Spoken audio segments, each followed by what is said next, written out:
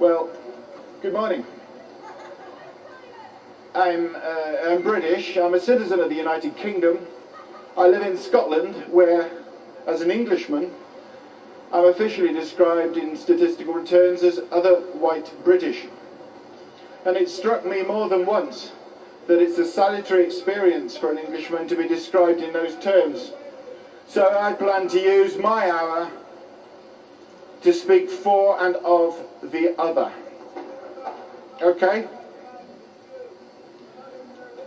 The past 200 years, this grand imperial space has rung with the sound of protest and demonstration, but it also haunts the mind in other ways.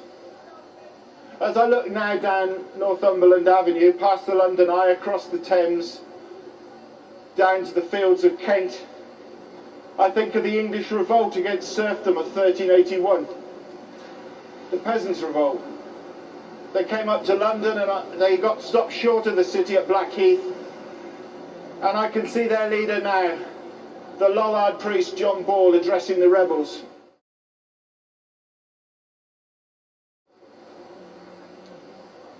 When Adam delved in Eve's span, who was then the gentleman? From the beginning, all men by their nature were created alike, and our bondage or servitude came in by unjust oppression of naughty men. For if God would have had any bondmen from the beginning, he would have appointed who should be bond and who should be free. And therefore I exhort you to consider that now the time has come appointed to us by God, in which ye may, if ye will, cast off the yoke of bondage and recover your liberty.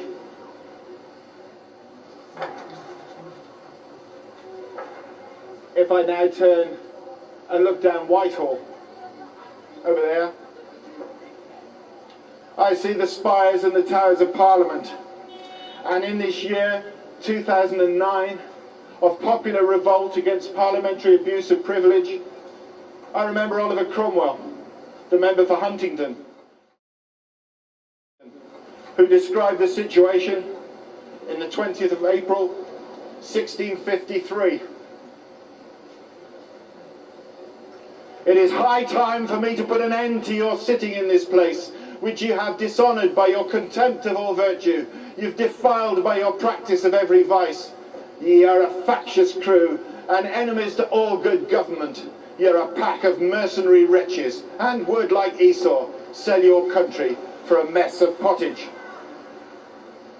And like Judas, betray your God for a few pieces of money. Is there a single virtue now remaining amongst you?